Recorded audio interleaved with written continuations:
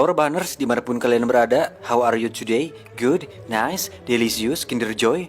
Kali ini saya akan merangkum sebuah film yang dirilis tahun 2006 berjudul The Pursuit of Happiness, yang berarti mengejar kebahagiaan. Dengan rating 8/10 di IMDb, film ini dibintangi oleh aktor yang sudah pasti kalian kenal, yaitu Will Smith dan anaknya Jaden Smith. Saya tidak akan banyak berbacot ria di awal, jadi langsung saja kenakan handsfree, siapkan tisu, simetriskan posisi rebahan, selamat menonton, dan cekicerot.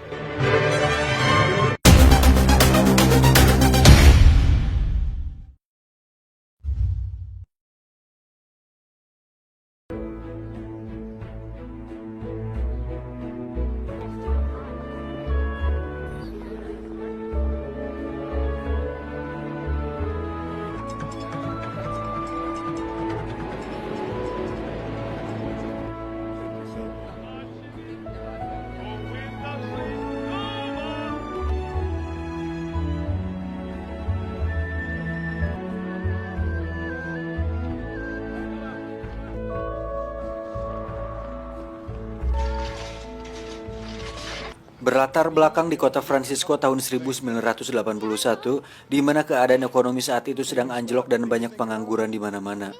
Diawali dengan memperlihatkan seorang ayah yang mengantarkan anaknya ke sebuah tempat penitipan anak, atau lebih kita kenal dengan PAUD, yang padahal fungsinya bukan untuk itu. Ini adalah Chris Gardner. Dia merupakan seorang penjual alat pemindai kepadatan tulang semacam alat ronsen. Alat tersebut hanya khusus dipakai oleh para ahli medis, sehingga otomatis Chris harus menjual alat tersebut ke setiap rumah sakit yang membutuhkannya. Namun nampaknya hal tersebut tidak semudah yang dibayangkan karena kebanyakan rumah sakit pasti sudah memilikinya. Padahal Chris sendiri harus membayar sewa rumah dan biaya penitipan anak. Maybe next quarter. It's possible. Istrinya sendiri bekerja di sebuah pabrik tekstil yang jam kerjanya sangat padat. Itu sebabnya sang anak selalu dititipkan di PAUD tersebut. Bahkan, sang istri tidak pernah mengurus anaknya sama sekali karena harus lembur demi menutupi kebutuhan keluarga mereka. Di sisi lain, Chris terlihat sedang duduk sambil memainkan Rubik's Cube favoritnya dengan merasa sedikit putus asa karena belum menjual satu alat pun selama beberapa bulan, yang padahal itu adalah sumber penghasilan Chris satu-satunya.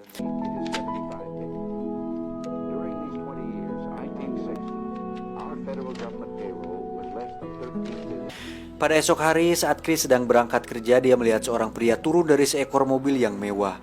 Chris pun menyapa dan sok kenal dengan pria tersebut, lalu bertanya, "Apa pekerjaanmu?" Si pria menjawab, "Aku kerja sebagai pialang saham atau stockbroker dan tidak perlu kuliah untuk itu." Chris pun melihat mereka semua tampak bahagia dengan kehidupannya. Lalu dia bertanya dalam hati, "Kenapa aku tidak bisa tampak seperti itu?" They all look so damn happy to me. Why couldn't I look like that? Saat di rumah, sesekali terjadi pertengkaran antara Chris dan istrinya karena permasalahan ekonomi tersebut. Apalagi saat Chris meminta istrinya untuk menjemput anaknya di penitipan anak karena Chris ingin melamar pekerjaan. That is what I am trying to do. What's the matter with you? Chris pun memberanikan diri untuk melamar sebagai seorang pialang saham, dan bodohnya Chris menitipkan jualannya di seorang pengamen jalanan. Sehingga saat dirinya sedang wawancara, si pengamen tersebut membawa kabur alat tersebut. Masalah pun bertambah ketika pengurus tempat penitipan anak tersebut ternyata suka menonton acara TV drama dewasa seperti Suara Hati Seorang Istri tepat saat menjaga anak-anak. Sehingga hal tersebut membuat Chris merasa khawatir, dan sebagai seorang ayah, Chris ingin yang terbaik untuk anaknya. He could watch television at home. We're paying you $150. Anyway, you complain. I complain. Chris yang masih penasaran kembali melamar sebagai pialang saham di kantor lain.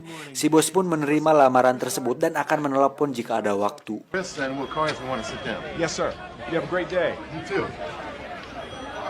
Selesai dengan itu, secara kebetulan Chris melihat si pengamen tempo hari sedang membawa alatnya. Dia pun mengejarnya dan akhirnya bisa mendapatkan barangnya lagi. Hey man,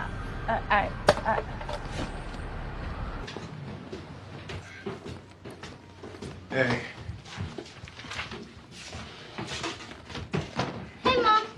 Saat di rumah, sang istri mengeluhkan Chris yang sudah beberapa bulan tidak menghasilkan uang sama sekali, yang padahal tabungan mereka makin menipis. We're going to come out of this. Everything is going to be fine. All right? You don't trust me now. Whatever. I don't care. Untuk itu Chris kembali menemui si bos pialang saham yang tempo hari dia temui untuk kembali menanyakan tentang lamarannya. Chris pun nekat ikut naik taksi bersama si bos tersebut. Saat di dalam mobil, Chris terus berbicara dan mempresentasikan dirinya kepada si bos. Namun nampaknya si bos terlihat sibuk sendiri dengan Rubik Cube-nya. Chris pun mengatakan, "Aku bisa menyelesaikannya." Dan ternyata benar saja. Saat sampai, Chris bisa menyelesaikan semua sisi Rubik Cube tersebut. You almost had that one. I'm gonna get it. You're almost there.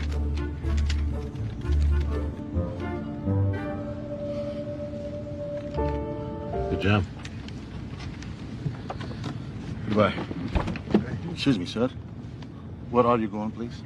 Just flip around. Okay. Namun saat akan pulang, Chris ternyata hanya memiliki sedikit uang yang tersisa di mana uang tersebut akan habis jika dibayarkan ongkos taksi. Untuk itu Chris memutuskan untuk kabur dan lari dari sana. Sialnya, saat Chris naik kereta, tangannya tersangkut di pintu kereta yang menyebabkan Chris harus merelakan alatnya tersebut.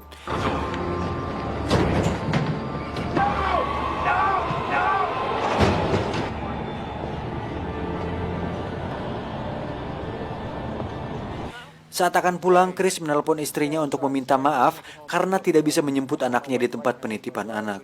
Namun istrinya sudah terlanjur kesal dan dia harus bolos kerja untuk menjemput si anak. Kekesalan tersebut membuat sang istri mengatakan bahwa Chris tidak bertanggung jawab dan memutuskan untuk mengemasi barang-barang dan pergi dari sana bersama anaknya. Chris pun secepatnya pulang ke rumah, namun anak dan istrinya sudah keburu pergi. Tiba-tiba terdengar panggilan telepon yang ternyata itu adalah telepon dari si bos tadi. Berkat Rubik Cube yang tadi Chris selesaikan, membuat si bos tertarik untuk mewawancari Chris untuk dijadikan karyawan magang.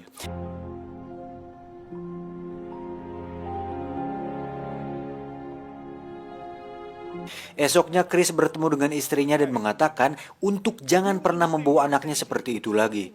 Dan di sini bisa disimpulkan bahwa Chris sangat amat menyayangi anaknya melebihi siapapun di dunia ini. Christopher's living with me! No, come on, let's go. Where's Mom? Just get your stuff. Are you happy? Because I'm happy. You're sleeping with me. You stay happy. Saat di rumah, datanglah seorang pemilik kontrakan untuk menagih uang sewa. Namun, Chris memintanya perpanjangan waktu dan untuk itu Chris harus mengecat rumah si juragan tersebut. I'll paint it myself. All right, but All right. 1 week. Saat mengecat, lagi-lagi Chris tertimpa kesialan saat dirinya harus berurusan dengan polisi karena kejadian taksi tempo hari. Untuk itu, Chris harus diinterogasi semalaman hingga dia kembali meminta tolong kepada istrinya untuk menjaga anaknya sementara. right. Esok harinya, Chris lupa bahwa ada wawancara untuk kerja di perusahaan si bos. Dan dengan pakaian lusuhnya, Chris tidak punya banyak waktu untuk ganti baju sehingga dia langsung lari dari kantor polisi menuju ke kantor pialang saham tersebut. Tiba di sana, sungguh terkejutnya para bos-bos melihat penampilan Chris. Mereka pun bertanya kepada Chris apa yang terjadi dan kenapa penampilannya seperti itu. Chris pun menjawab semua pertanyaan dengan jujur dan apa adanya. Dan justru hal itulah yang membuat Chris diterima menjadi karyawan magang di sana. Namun masalahnya, Chris tidak akan menerima gaji selama 6 bulan masa magangnya. Dan karena ini adalah kesempatan yang langka, Chris mau tidak mau harus memikirkan cara agar bertahan selama 6 bulan sampai dia menerima uang gajinya. Tiba di rumah, terlihat anaknya sudah tertidur pulas. Sang istri yang tidak tahan dan daripada terjadi pertengkaran terus-menerus, sang istri pun memutuskan untuk pergi ke rumah orang tuanya dan meminta Chris untuk menjaga anaknya sebaik mungkin. Tell him I love him, okay?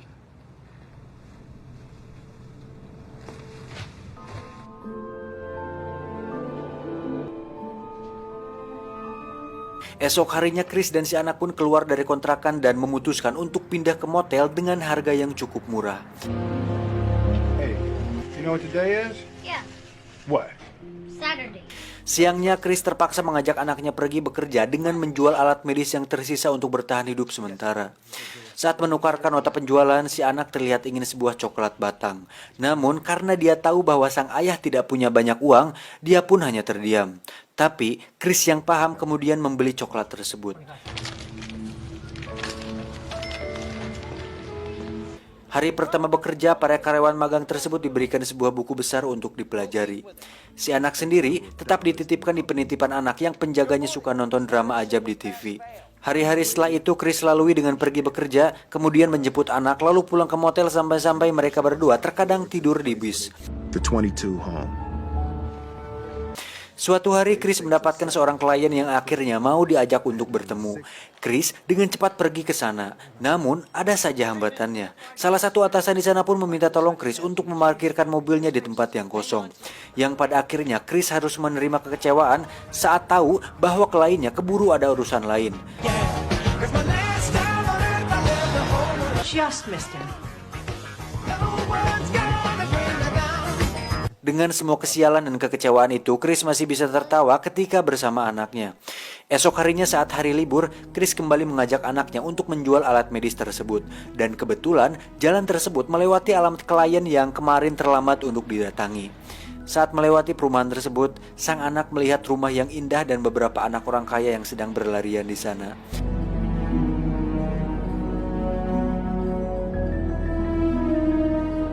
Saat berjalan, si anak mengungkapkan bahwa dirinya ingin menonton pertandingan football yang diadakan hari ini. Namun, Chris tidak janji dan mengatakan insya Allah akan pergi ke sana jika pekerjaannya selesai. Tiba di rumah si klien, Chris pun meminta maaf atas keterlambatannya kemarin. Saat mendengar percakapan si anak yang ingin nonton football, si klien pun mengajaknya untuk pergi bersama karena kebetulan dia juga akan pergi ke sana. Saat pertandingan berlangsung, Chris pun mengungkapkan keinginannya untuk menawarkan investasi saham kepada si klien. Namun, saat ini si klien belum bisa melakukannya. Setelah melewati 4 bulan, Chris ternyata berhasil menjual beberapa alat pemindainya dan berhasil bertahan hidup dengan anaknya. Namun suatu hari, Chris mendapatkan surat penagihan pajak di mana semua uang dalam rekeningnya diambil secara paksa tanpa pemberitahuan terlebih dahulu. Sehingga uang yang Chris miliki sekarang hanya tinggal $21 atau sekitar 200 ribuan lebih. Hal itu membuat Chris harus kembali berpikir keras untuk bertahan setidaknya 2 bulan ke depan sampai dirinya mendapatkan gaji. Saat ada seorang dokter yang tertarik membeli alatnya, justru alat pemindai tulang tersebut tidak berfungsi sehingga Chris benar-benar bingung mencari uang kemana lagi. I'll see you soon.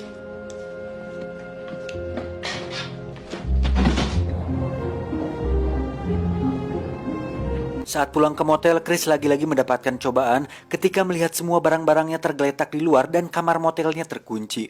Ternyata hal itu dilakukan oleh pemilik motel karena Chris telat membayar uang sewa. Chris pun pergi ke stasiun untuk naik kereta dan tidur di dalamnya.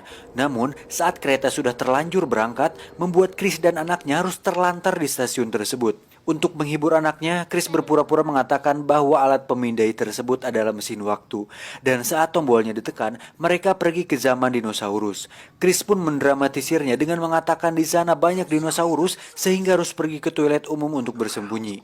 Yang padahal dia melakukan itu agar perhatian si anak teralihkan dan bisa tidur di sana. Watch your back.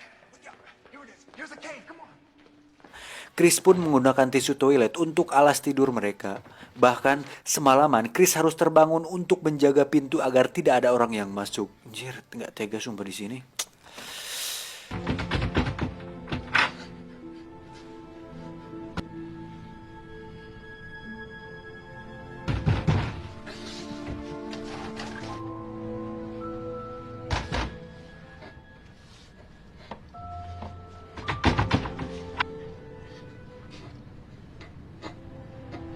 Esoknya, Chris pergi ke sebuah tempat penampungan sementara yang khusus untuk menampung para tunawisma.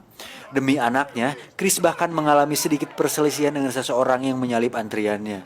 Saat semua orang tertidur, Chris terus terjaga dan memanfaatkan waktunya untuk memperbaiki alat pemindai tersebut, kemudian dilanjutkan dengan mempelajari buku pedoman pialang saham.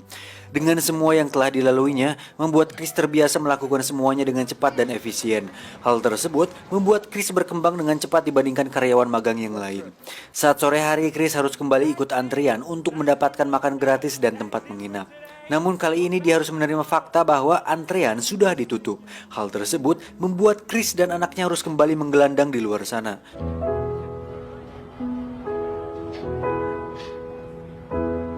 Untuk makan, Chris pun terpaksa mendonorkan darahnya agar bisa mendapatkan sedikit uang untuk makan anaknya.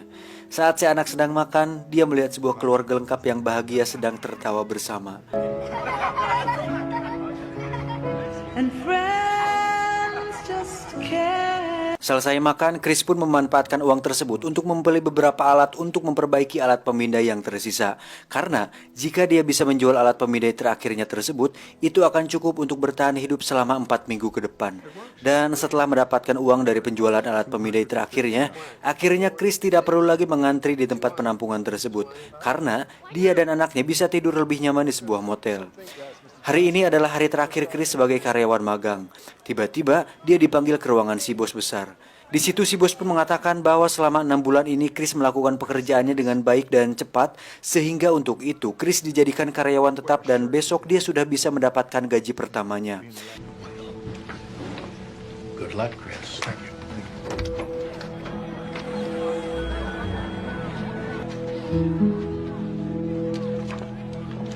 This little part is called happiness.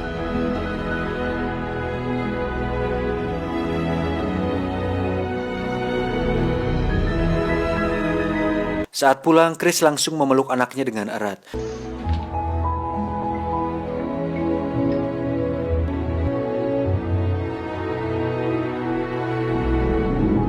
Dan pada tahun 1987, Chris Gardner mendirikan firmanya sendiri dan menjadi orang sukses hingga sekarang.